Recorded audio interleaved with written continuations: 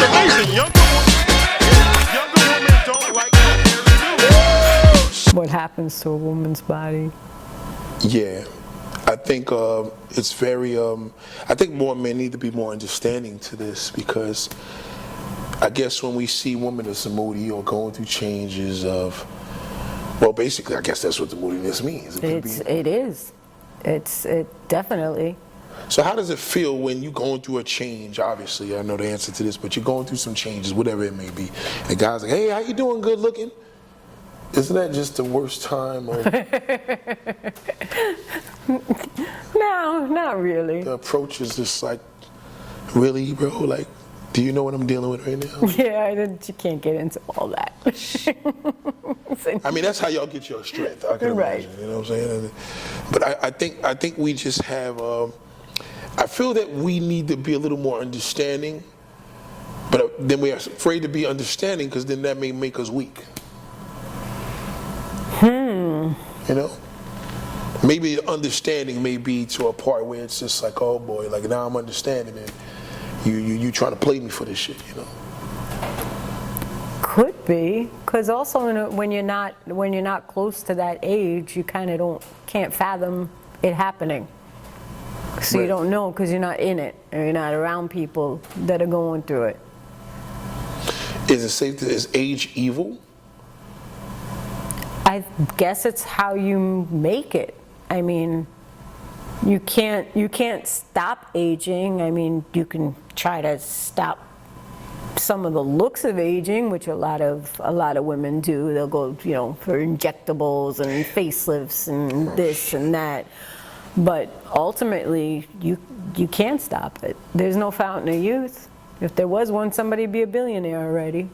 That's a fact. So all the things that, well, you work out, and you do a lot of working out. Do you feel that? How do you feel that makes you feel better? Not just mentally, but how do you feel better physically? It's both. It's both mentally really? and physically. Okay. Absolutely. Like if I can't get to the gym, like 3 days in a row, I start to feel depressed and whatnot. It's definitely. I think at this I point. want to act like, yeah, she's right about that. You are right about that. That's the truth. And it's like 3 days, you feel a difference. Like, whoa. And you feel those 3 days from the weekend. yeah, and then when you go back into the gym, it's like you weren't there for a year. So I thought I was the only one. Damn. training is a part of my life. I think it keeps me young, it keeps me mentally strong, it keeps me physically strong, keeps my body in shape, keeps my mind in shape, and it's all good all around. Wow. There's a couple of exclusives here that I wanted to touch on, and she never knows what questions I'm going to come and ask her, but we did touch on this thing in regards to the menopause and stuff like that. And man, of course, that age and certain things may lose. What gains out of age? Other than wisdom, physically, is there any gaining method for better? Absolutely. You just don't tolerate things that used to get you upset. You're not looking for the drama anymore. You're looking to leave it behind. You're not looking for negative. You're looking for positive. Things come with experience, and that just keeps growing. As long as you take it as I'm never going to stop learning, it's not like, oh, I know all of this and I can teach you now. No, it's more, at least for me, I know I'm always learning. Right. And that will keep my mind fresh. And even training, like you said, going to the gym. Right. Right now I've been doing CrossFit for the past 5 to 6 years. And I want to switch that up now. I'm thinking of maybe starting martial arts or something a little different. Like I need something new and fresh, and I think that's what keeps the youth. Right. As much as my body might fight it sometimes. But it's important to keep that, to release those endorphins, feel that mode of the mind leveling out and feeling good. Do you ever go through any depression, any anxiety of any sort? Oh, yeah. Straight up, you? Yeah, both. Depression and anxiety. Wow. So let's just say within the last couple of months that we've been going hard in the groups and stuff like that, has there been a down that I would have no idea within, let's say from January 1st to now? A down. As far as like a depression. Yeah, death. Yes. Wow. Yes. And you would never, you see what I mean? You see, I feel that when we're out, people's minds are just all about, like, we just take people for face value. We would never know, you know what I mean? Like we see, oh, what, you was depressed the last, how's that? I didn't see that. Because I wouldn't know this. That's we were talking about social media, the facade. You can portray whatever you want out there, and then it's not the real person, not all the time. So when you went through this dark period, was this as you wake up, when you go to sleep, throughout the day? Is it overthinking things? What do you feel that it is? Overthinking is definitely one of mine, and sometimes just feeling unmotivated, don't want to get up. For me, the most recent bout was I retired from teaching this August. So I've been teaching for 30 years, and now. Wow, and straight up New York City teacher. Yep, New York wow. City Department of Ed. Okay.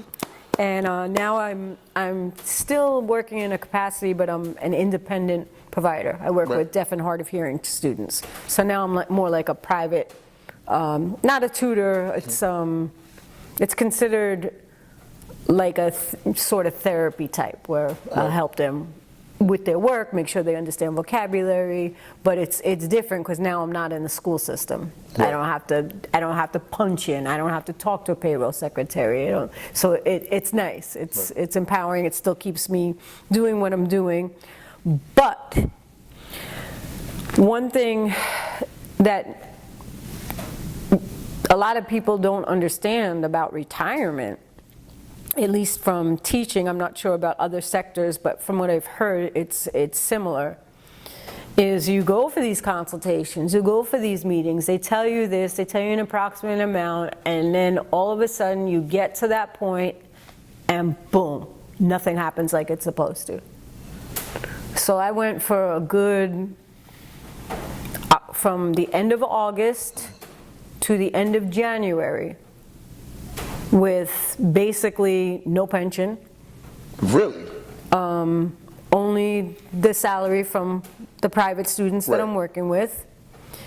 And the Department of Ed slapped me with a deficit of $5,000. Wait, hold on. So wait.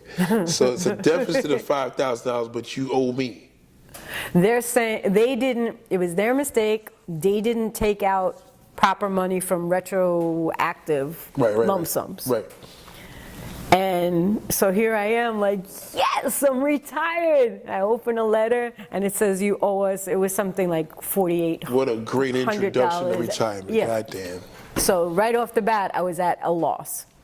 Like you just went into black mode. I mean dark mode. Yeah, it was.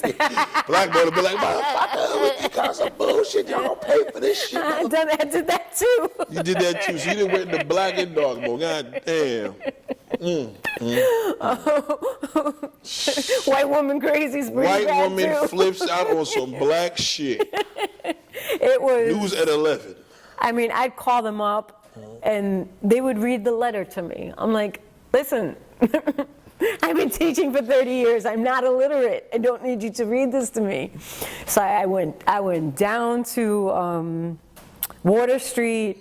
I tried to talk to somebody, and it was the same thing. They started reading the letter to me. I said, no, I want to see your spreadsheets. I want to see, just because you're telling me, you know, you didn't take out money, my pay stubs say opposite. And the person who was there was like, well, do you have those pay stubs? Yes, I do. I'm a very prepared person. When I know there's some injustice or anything, I am prepared. Your shit is all okay. So that's the white side of you. So, we can't relate to that shit. And receipts, proof of income. Bang. Here's from 2014 to 2019. You see, I respect that.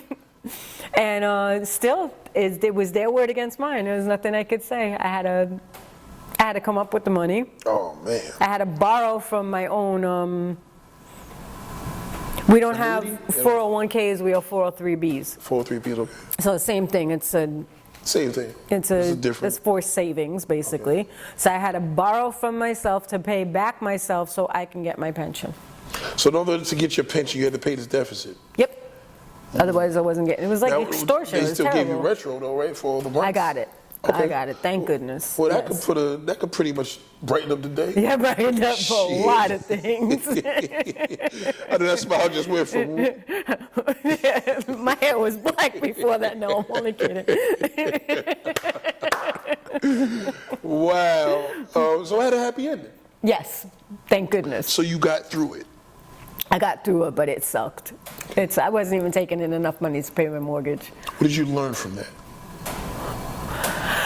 'Cause you got through it. I learned that I can do with less. I learned that it's okay to ask for help. And And pay the money back too if it's somebody's. yeah, and I was glad that I found a way that I won't really feel the loss. Okay. And you always know to have a cushion when you're going to retire. Right. And unfortunately, I had 2 dogs that got very, very sick and ultimately had to be put down. Both of them? Both of them. Oh, I shit, still got sorry to one. And that took my cushion away. So you was already going through this dark period at the time. Yes, Due to the situation with the deficit and on top. Oh wow. yes. Okay. The dogs came first, and Okay. that people who How are long did you dog have your people dogs know it. One died at 18 and a half. All right. So you had it from birth. Well, since she was like 6 weeks, yeah. And the other one was 13. And he died of heartbreak. He just stopped eating, and that's why we got the 3rd dog anyway, so that wouldn't happen because they were bonded, Right. but it still happened. Still happened. It What? still wasn't his mommy or his big sister. You noticed a significant change when he did that? Oh, he stopped eating. He stopped. Yeah, it was. He didn't want to get up off the couch.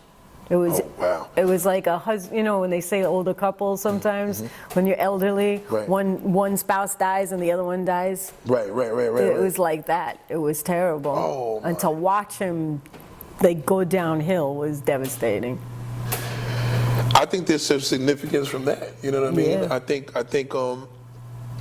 I think when we go through things, actually I know this. When we go through things, sometimes you may not particularly learn, but somebody could have a testimony. They can learn from your testimony. Because look at what you just said. That's just nature. You used the pets as an example, and then we had to use the human beings of the strength of losing someone that's significant to you. Mm-hmm. So of course that puts you in a pretty much. I don't think I actually do any videos at this time, did I? I'm sorry? I don't think I actually do any videos at this time that you was going through all this stuff. Did I? I don't think so. I don't think so. I don't think so, no. And the reason why I asked that is because do you feel that would have probably not made you see clearer to be out now when you're doing videos on YouTube, you're doing these interviews, like, or do you feel that you had to really go through that to really come into the zone of like, you know what, I've seen it and I'm ready to express myself? I was still okay when I went out. It was when I was home more. So I would seek to do things to take my attention off it, and never. Which is good. Yeah, I didn't sway from what I was doing because I was upset, but when I'd come home, I'd want to get out. I'd want to get out and do things. Being busy, always moving around. Yeah. Okay. Would you advise people to do that? If it works for them, Okay. you got to really, really know yourself. Some people that might make it worse. You know, sometimes it can cause anxiety because you're already not feeling it, and then you start taking on projects to not think, and now you're overwhelmed. So a lot of times it's cyclical between depression and anxiety. It's amazing. Younger